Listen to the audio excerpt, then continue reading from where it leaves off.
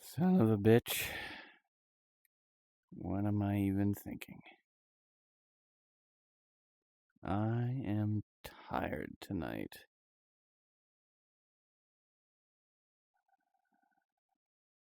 Yet it's funny. I'm so tired.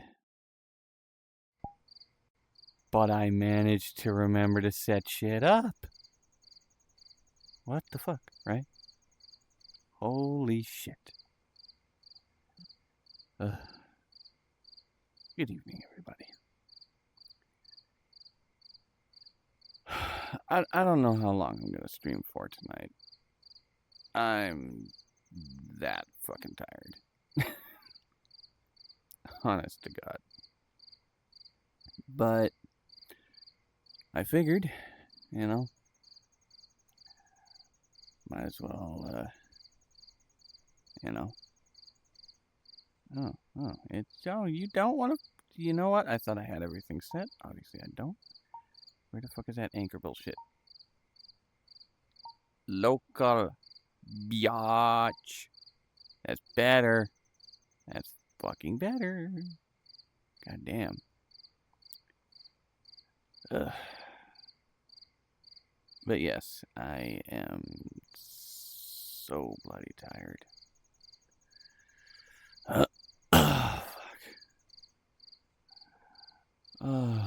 Let's see. Where's a good place to chill? You know what? Fuck it.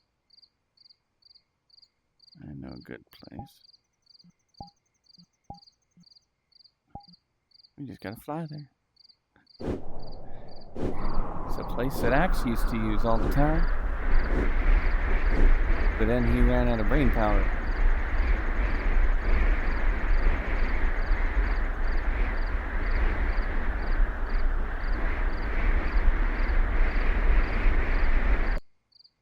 There we go.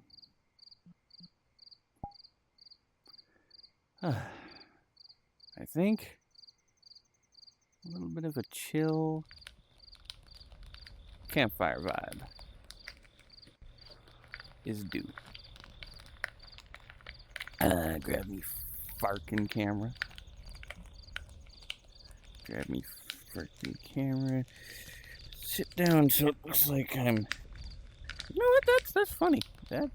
Get over here, camera. Fuck you. Come here. You know what? That's funny. That actually...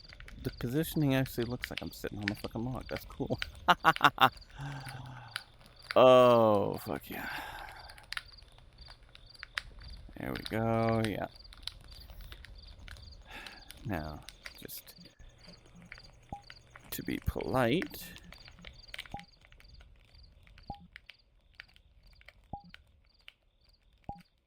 There.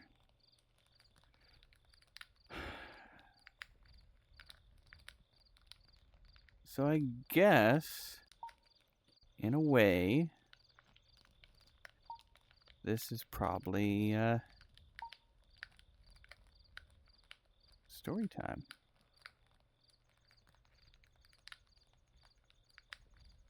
There.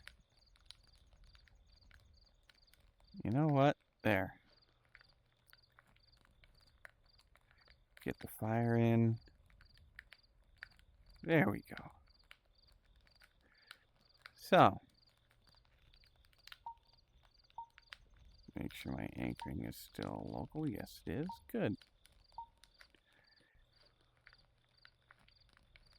You think that's scary? You can't tell me what to do. You're not my Porsche, I don't think you'd want me as your dad, for fuck's sake. Shut up. And good evening. And fuck you.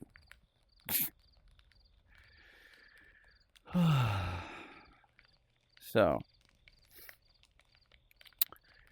for the last while, I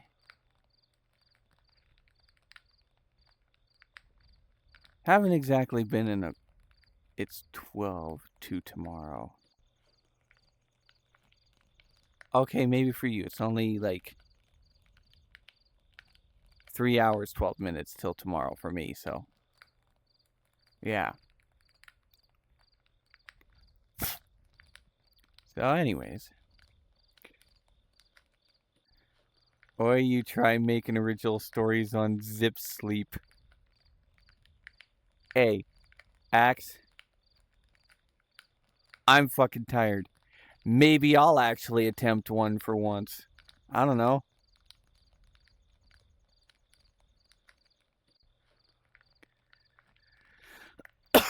Oh, fuck. But anyways, so...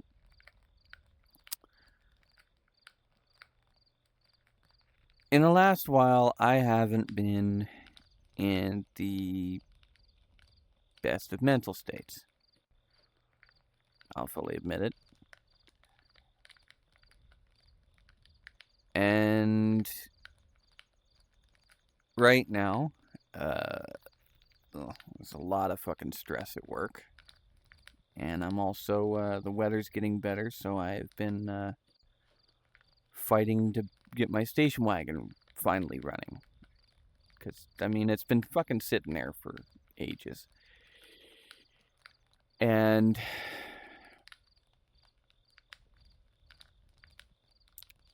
dealing with the wagon admittedly has, like, royally stressed me out.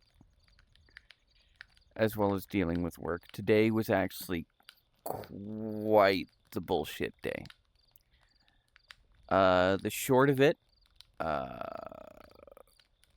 we had a driver call in that he wasn't going to come in. We were already short one driver. At that point, we were now short two drivers. I'm also working slightly injured because my left bicep, I kind of screwed it up a few days ago. And it's kind of one of those tendonitis kind of feels, where it's like throbbing in the muscle and it goes like through the elbow. And some days it's good, some days it's bad. But today, like I said, that one guy didn't come in. So I was to try and do some of his route. And then the office found out he still had half another route that he had left. So I ended up having to finish that route off, as well as try and do the other shit I was assigned before he decided not to come in. And today, I don't know, a lot of people have been tired, including myself, and it was like the day fucking just drug on and on and on. And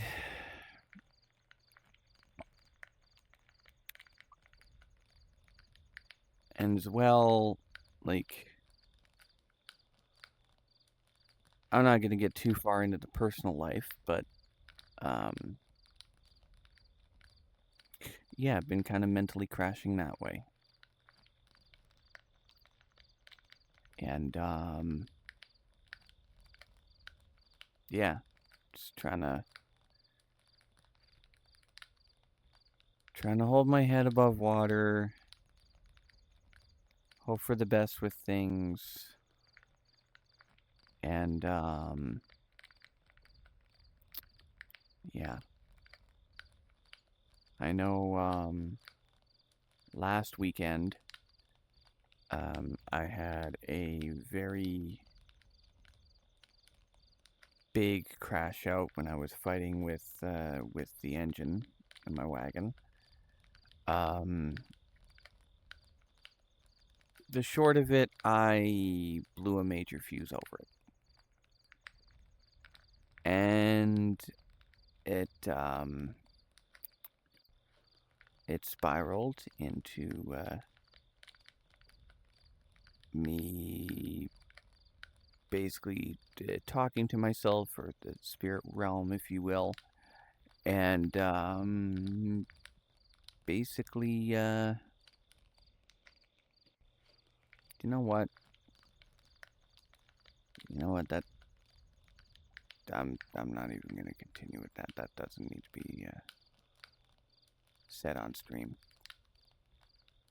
But the point of it is, I basically, after that, really hit a low. I really hit a low.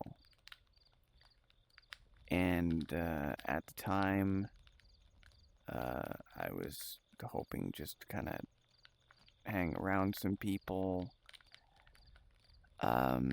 just to kind of try and keep myself occupied, but that, you know, as luck would have it, everybody was busy, and yeah. And then this week with work, I've worked 2 11-hour days this week, back to back, and that fucking wiped the fucking floor with me, I tell ya. But all through that, I've tried to kind of keep my head above water. I have made progress on the wagon, at least. I have most of everything underneath it bolted up now. For those of you that don't know, I have a 1986 Pontiac Parisienne station wagon. The original motor in it was a Chevy 305 V8, and that one at either 400 or 500,000 kilometers. I don't know, because in 86 they never put the 6th digit on the odometer. But around those numbers is when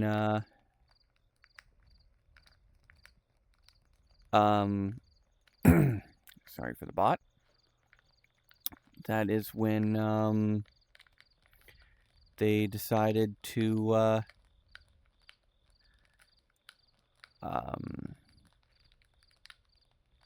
I just lost my train of thought. Anyways, so with it being about like 400 or 500,000 kilometers, the engine died. It still ran, but it ran very fucking poor. So my dad and I, we went out and we found a used Chevy 350 motor. So basically same size, but the pistons are a bit bigger. So we got that, and that, admittedly, that thing has been hell to rebuild. It was not in the best condition when we got it. It's been fighting the whole way for the automotive incline. What we've had to do with the motor. We had to have the cylinders bored out to 40 over because of the scratch. We had to get an RV cam and lifters. We ended up getting new timing chain and gears. We ended up getting new heads. I have to get the carburetor rechecked. Hey, Rick. And we had to change the flex plate or flywheel on the motor. Just to get it to connect up to my torque converter. And then I also needed a transmission mount because that blew up.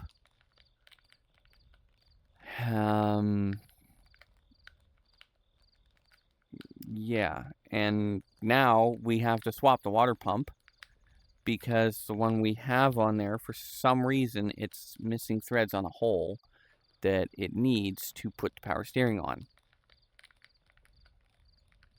Yeah, it's been a fight. But at this point, all that's really left to do is put the old carburetor on for now for it to run. Find out which starter we have that works.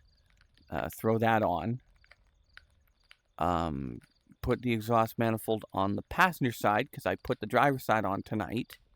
Well, today, but yeah. Then bolt up the exhaust to the manifolds. And then it's just spark plug leads to the cap and rotor. put on the power steering, the air conditioning, the water pump,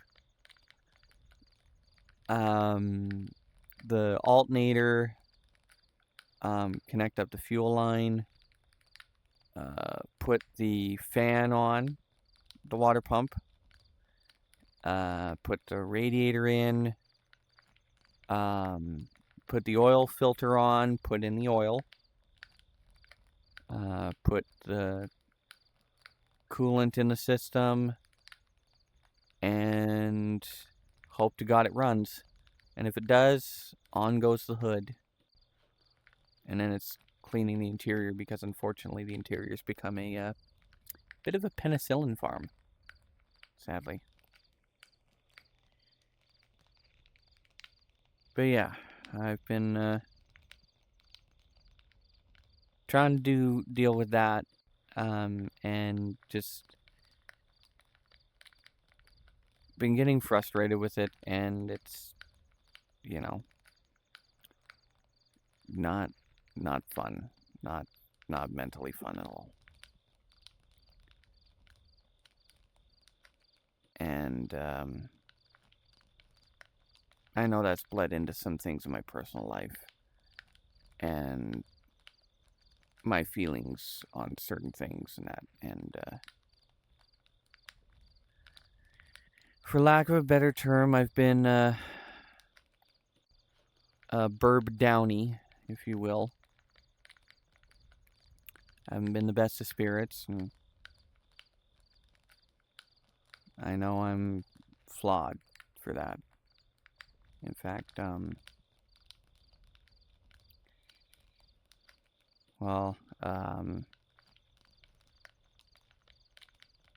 it was brought to my attention about a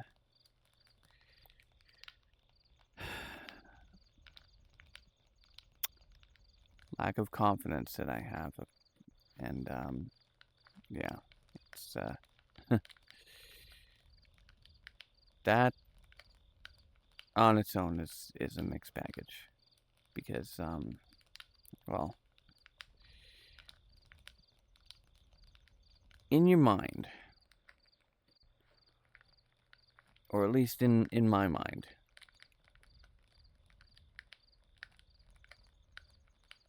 I don't want to upset people. You're still a good burb, though. I get it, Rick. I get it. As I was saying, basically, in my mind,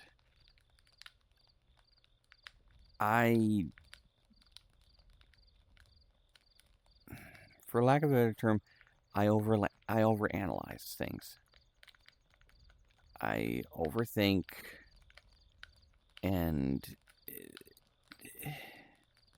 it's probably from many, many, many, many years of shit.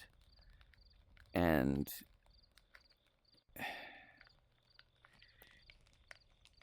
like, when I was a kid, when I was in elementary school, I was bullied. And my bullies weren't the ones getting punished. It was me. The school I was at, they had me tested, and I was borderline ADD. The doctors didn't even want to put me on medication, but my school would not accept me unless I was on medication. And even then, they sent me to a special school for 3 years. I was only supposed to be there for 2, but they sent me there for 3 because my school didn't even want to deal with me. And then when I came full-time back, I was still getting bullied, and I would get asked if I took my medication, which I was. And I even got called to the office to take my medication. Full-on announcement, and the school denied ever doing that.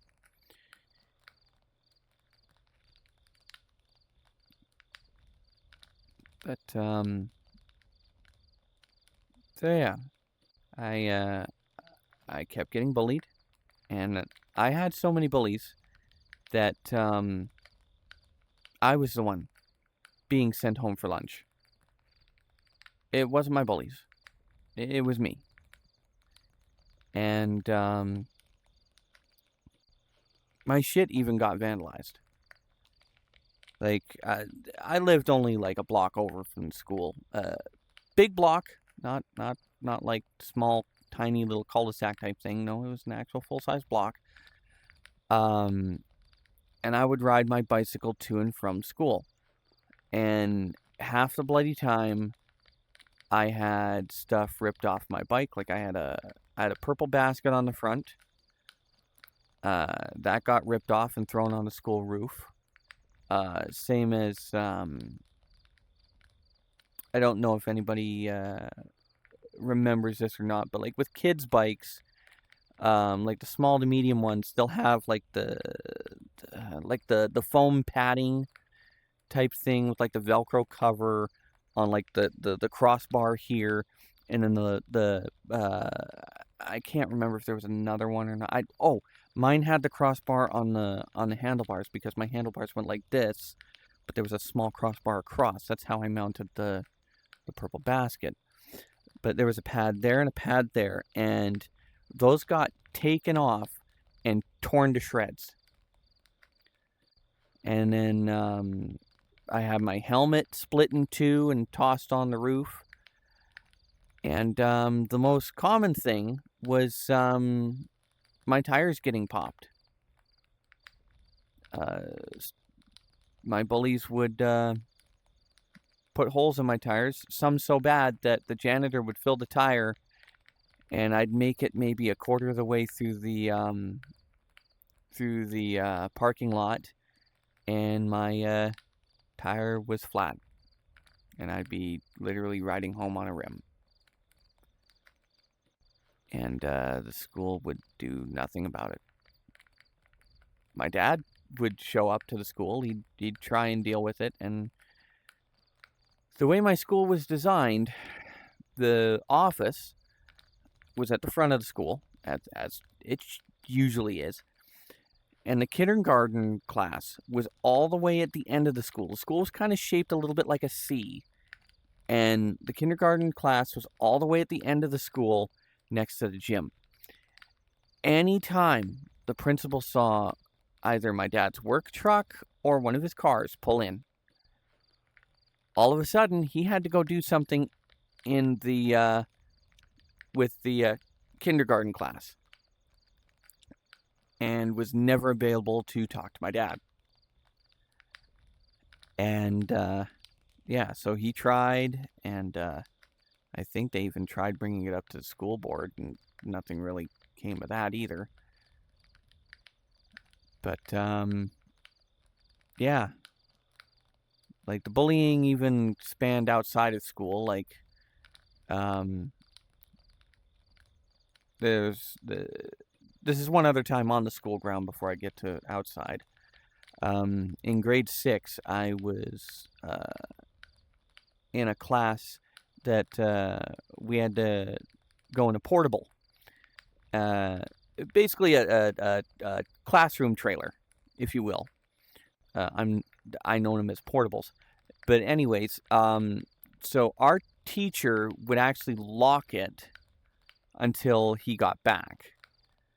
And so my mom had actually walked me back from home from lunch. And as we're waiting in the lineup, a couple of my bullies yelled out as my mom's walking through the field to the store. They yelled out, "There goes the Wicked Witch of the West." And my mom was hoping that I'd, yell to her to say something, but I didn't. Because I didn't like the conflict. Like, it was so bad, I was the master escape artist. I was able to get out of school and just go home. Because I really didn't want to be there.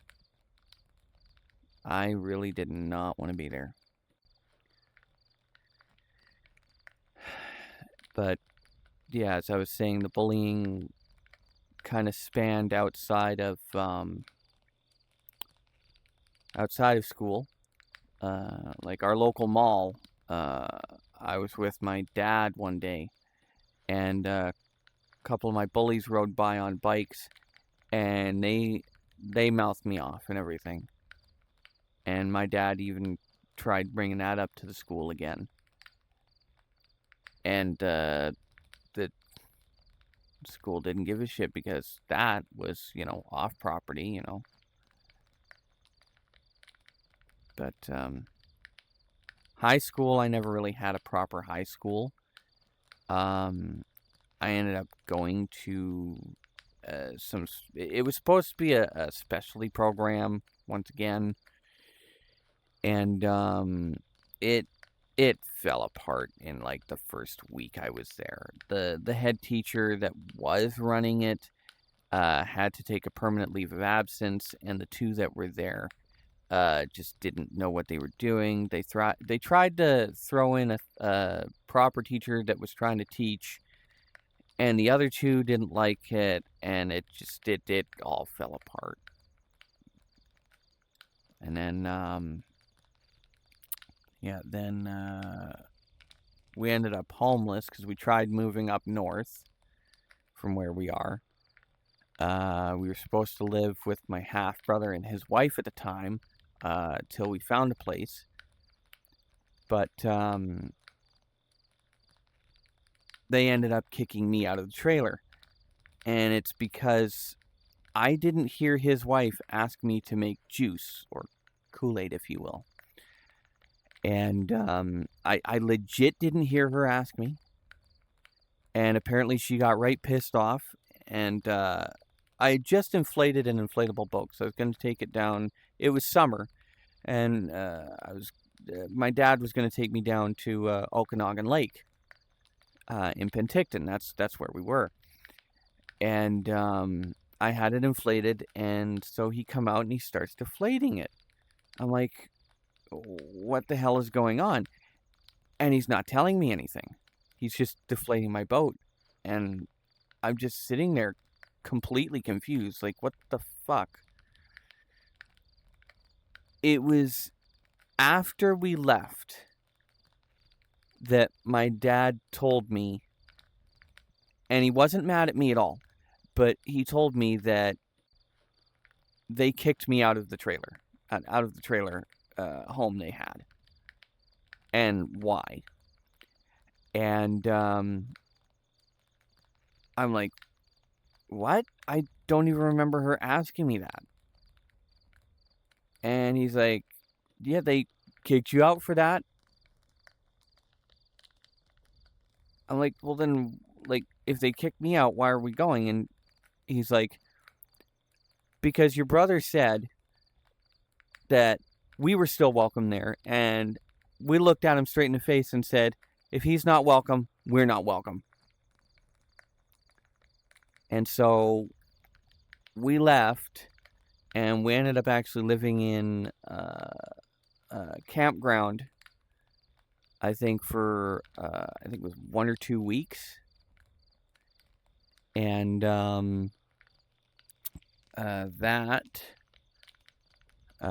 we were trying to find a house, and my dad was trying to find work. Now, a bunch of people my dad had talked to and my mom had talked to said, come on up to Penticton, they're really looking for people. They want people to move up here. The problem, my dad would try and get work, and they'd ask for his address, and he's like, site so-and-so at campground, whatever. And they're like, oh, we can't accept that. He's like, why not? They're like, well, you need an actual address. And he's like, well, that's where I'm living right now, because it was the same thing when we went to try and find a house. any house we went to go look at, we had to have a job. Like, my dad had to have a job. And nobody would, rent us a house if he didn't have a job. So it was, can't get a house if you don't have a job, can't get a job if you don't have a house. And so we ended up, we finally moved back down into the Abbotsford area. And we found a house. I'm trying to think if my dad was working. He might have. I don't fully remember. But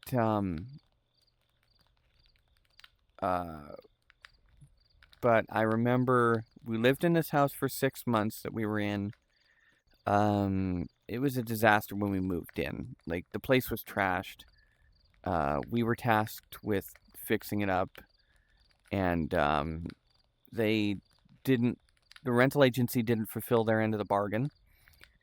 And in the end, because we withheld rent, we were told to get out and still pay rent, which was bullshit. But at that point, we ended up homeless again. We ended up living with my mom's mom, my grandma. A little bit of a backtrack. My other grandma, my dad's mom, had passed away in 2001, 4 days before Christmas. And that was after a car accident. We had April 7th, 2001. Which screwed my dad's back up. He couldn't work. That was the big shit show and kind of what started our moving.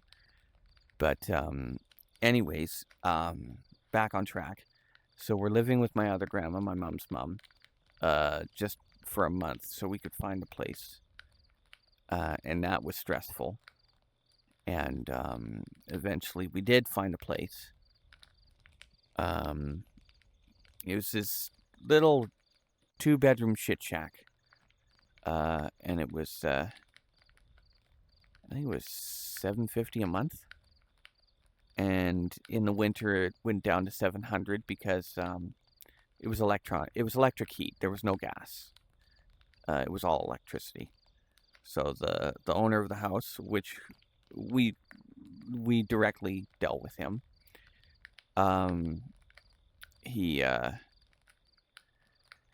he was nice enough. He would drop the rent for that. That was his own thing in the contract. But we lived there for a while, and then I ended up going through some relationships. Had my first one out there, and yeah, I had the first woman I ever did stuff with. She ended up leaving me because I wasn't doing her enough. So that was like, wow. And then I had some others. This is also the time when I got into towing, and because I wasn't a Superman and wouldn't work or couldn't handle 13, 14, 15, 16-hour days, at least at the second tow job I worked at, the owner of the company would blow a fuse at me, even if something went wrong that wasn't my fault. But we ended up moving to a different place, which was actually a nice size yard, nice fenced yard. We had a farmer lived up the end of the block, and he raised cows, and the cows would wander along the sides next to our house. He even encouraged us to go in the field with them. that way, in case, you know, they ever got out for some reason, they would at least be comfortable enough to follow us. And it was funny. Anytime I mowed the lawn, because we had a bag mower, cows come running because they'd think, ooh, salad, because I'd toss the clippings over the fence. The farmer said, yeah, that's fine. And we give them some crab apples sometimes because we had an apple tree. And there was even one day I saw them all laying on the ground, and I actually walked into the field and I sat right down next to one of my favorite cows. And I just gently patted the side of his head. And I thought that was just the fucking coolest thing ever. And then through this point, I was with a woman that actually abused me. Physically hit me. Would threaten me that she was leaving and all that. And she also said I was using her as a sex object. So the complete opposite end of the spectrum there. There was a time where we were arguing so bad. Now I do have a daughter with her, and our daughter was in the back seat of my car, my station wagon, and we were driving along. We were having an argument, and this woman decided to start slugging me right here in the side of the neck while I'm driving. And the only thing I could do, because I know the size of my vehicles, I know how to control them, I got as close as I could to power poles just to scare her enough to get her to stop. But she's done that. She's thrown a bowl at me, and we had a misunderstanding one night, miscommunication, and she started beating on me, and I broke my golden rule. I told myself for years I would never lay a hand on a woman. And I open hand slapped her on the shoulder once, just to get her to stop. And she stopped dead in her tracks and looked at me and said, I hope it leaves a bruise so I can charge your ass. So, a few years later, we ended up getting an eviction notice from that place. So we had to move, and we ended up in the place we're in now. The owners of that prior house tried to nail us for damages to the house. The pictures they sent weren't even of this house, of the house we were in. So they screwed themselves good. Yeah, so this current house we're in, my daughter has done all her schooling so far here. And we have here in Canada what's called the Ministry of Children and Families. And that's like CPS for American. And my ex and I, because we're split now, have been for years,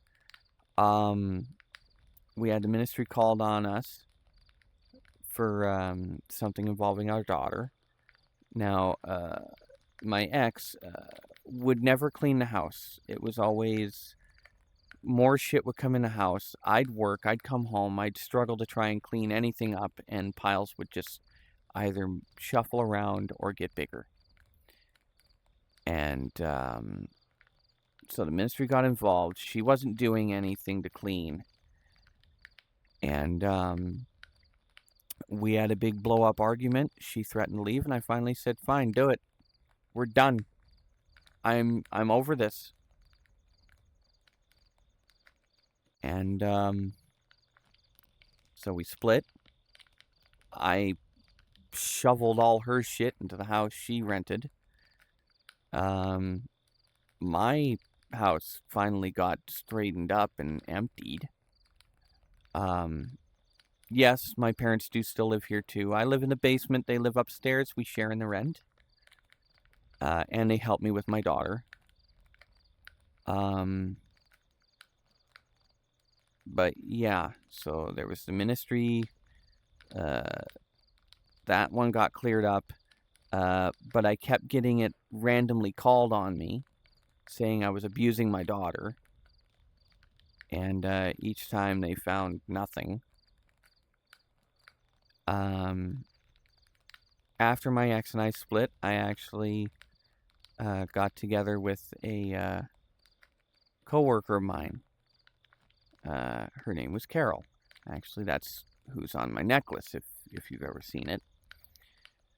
And she was great. We had our arguments because we'd butt heads. But basically, just through dealing with my ex and just the arguments and that, and the years of bullshit with school, for the most part, I would try not to fight.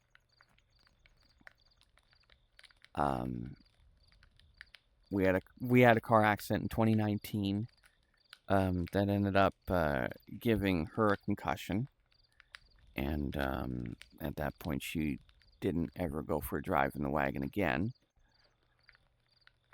And she was always fearful if any guy was driving a car, even me, even though it was not my fault at all. She knew it, the family knew it, even the insurance knew it. So in a way, I was getting punished for that. But I mean, it's trauma. Everybody has trauma, and it affects you mentally, and sometimes physically too.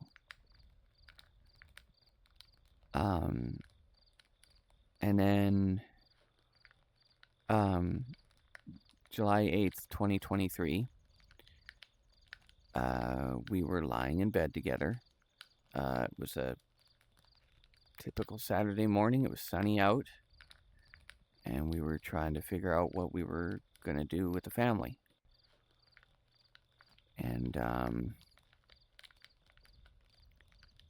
she had a heart attack and passed away right in front of me. Called the paramedics. They tried for over an hour to bring her back. But she was gone. And yeah, it still hurts. I can still picture it.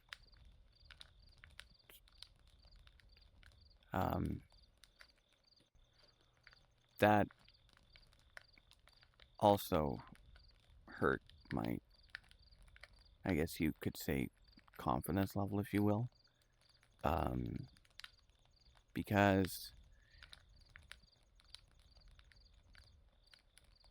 I thought her and I were going to be together forever. And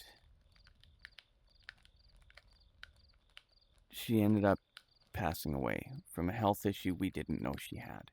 She had an enlarged heart. And I never pushed her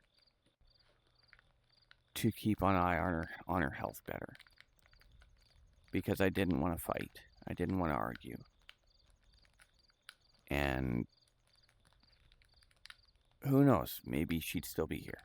I don't know. But that happened. The job we met at, that guy was a complete dick. I worked there for 7.5 years. It was auto parts. And I ended up leaving because I was tired of basically being pushed around and shoved into menial tasks and basically just treated like a dick. And then that's when I got into the recycling, plastic recycle. I drive a rear load garbage truck, picking up plastic recycle. And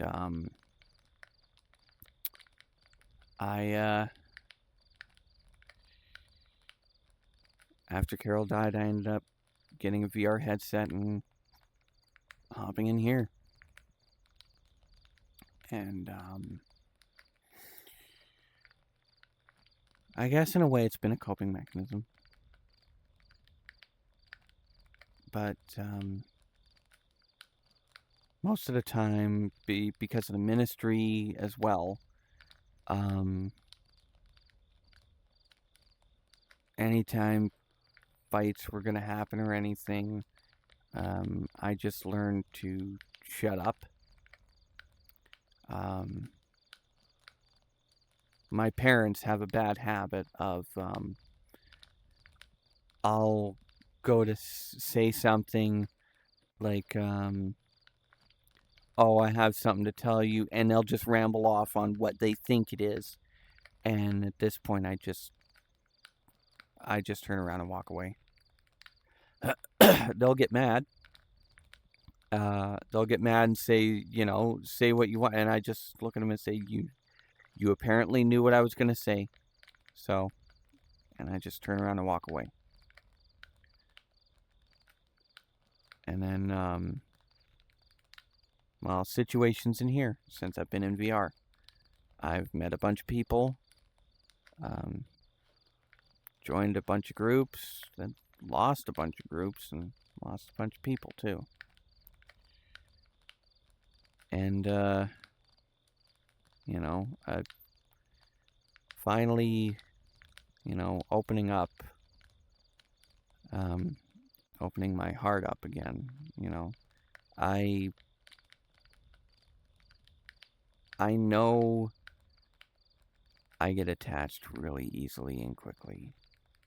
And I hate the fact I do. I really do.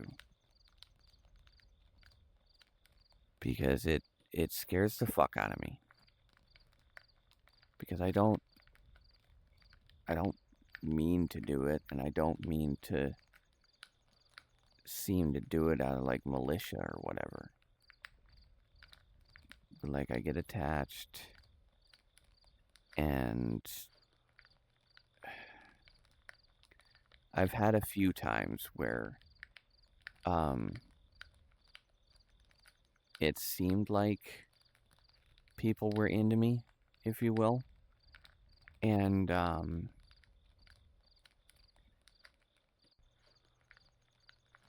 shit just would fall apart. And I never knew, like, it felt like I always did something wrong. Like, it's the whole theory of, like, it feels like because I'm there, because the universe has plunked me anywhere close to this situation or whatever it is, that because I'm there, my juju seems to cause whatever to fall apart. Like, I've had groups that I've joined that started out great, and then they just fall right the fuck apart. I've had people that had started out great and shit just fucking hit the fan and they disappeared. Or they turned out to be not such a good person. And, like, I've even had, like, groups on, like, Discord and stuff that, I won't go into details, but shit has happened. And it felt like because I was here, that caused a bad reaction. Even though it was nothing to do with me at all. And so, just because of all these experiences in my life and everything, there's always that little demon in the back of my mind. That little gremlin that sits there and goes, guess what? You're the fucking problem. You fucking caused this shit. You're not allowed to fucking be happy. Why the fuck are you laughing? You have no reason to laugh. No reason to be happy at all. Shit's just gonna fall the fuck apart. And you know it.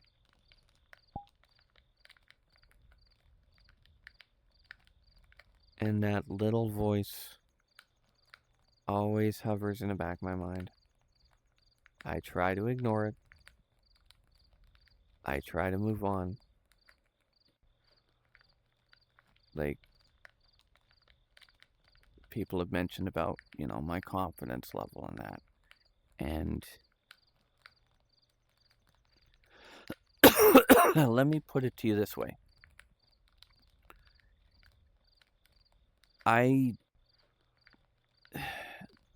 It's like a loop. I seem to have good confidence. And everything goes well. Go to the next spot. I end up saying or doing something when I'm all, whatever, confident or whatever, and it accidentally hurts someone. And then on to the next, I feel like crap. That voice is back. And then I start sitting there analyzing and overanalyzing and overanalyzing. And I start watching my words. And it gets to the point where I'm afraid to even speak. Because something I said that I thought might have been harmless, wasn't intended to be malicious or anything, gets taken badly. And I end up just staying silent. And I start backing away. And basically, I'm just stuck in a box or a bubble. And it's that voice sitting there. And it just sits there and it goes, yeah, this is where you fucking belong. Every time you fucking say something, you fuck shit up. You fucking do something and you piss people off. Hell, you get jealous for no fucking reason. You fucking don't deserve happiness. You don't deserve shit all. You're fucking useless.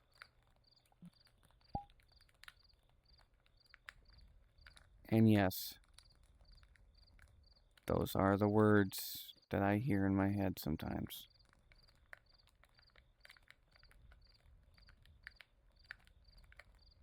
And the shit bit is, I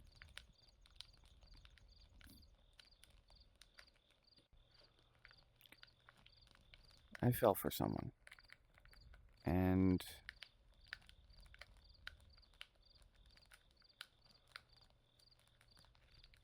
in my head, so many people say we have great chemistry together. But like,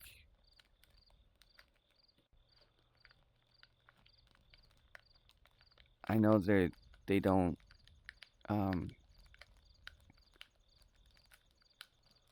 they're not sure if they're ever going to date again. And, well, it may seem minor, but I know I've screwed up a few times. And I constantly screw up. And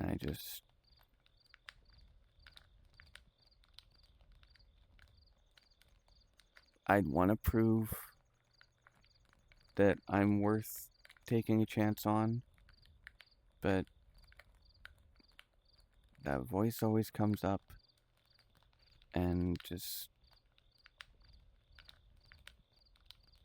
always says that I'm never going to be good enough.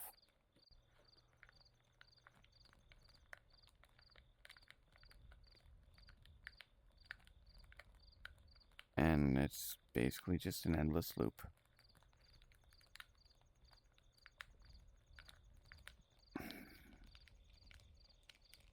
You know what, folks? I'm sorry. I really am. I honestly don't know why I hit the stream button tonight. I really don't know.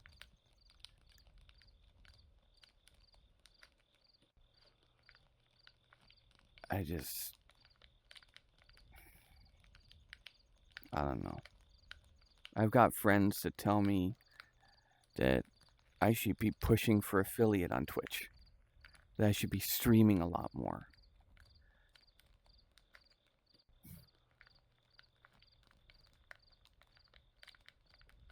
This is why I don't.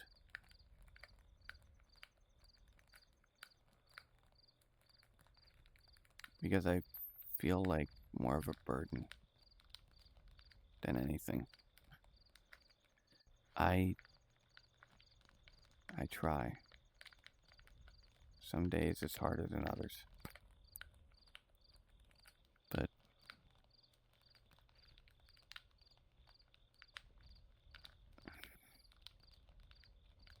I'm sorry, folks. I didn't know what I was going to talk about tonight, and I ended up just pouring myself all over the floor, so to speak. Just sitting there and puking my life guts out. And I'm sorry.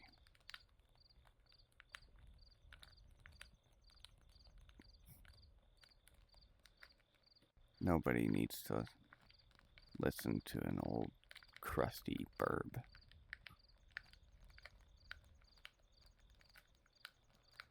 Especially a depressed one.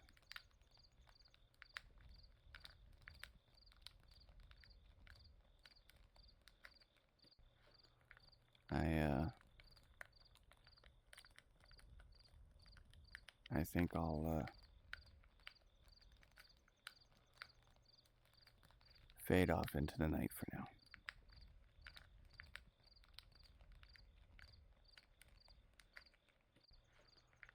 Don't be sorry, it's alright, I like listening to you. I appreciate it, Rick.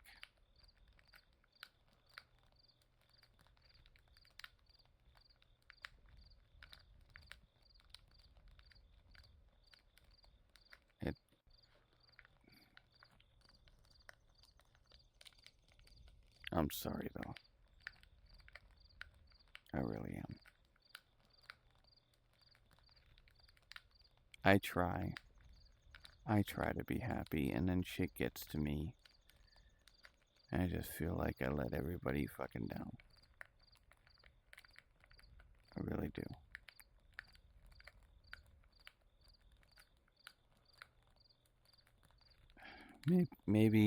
Maybe I'll try this again some other time. But I think tonight, enough is enough.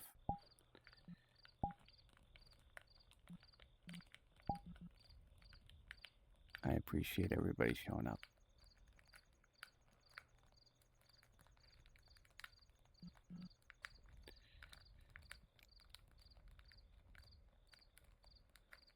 You know, there's part of a poem I had created. And the last line of it is, I am just a moonlight shadow, forever destined to be dancing all alone. And now this moonlight shadow is filled with too much sorrow.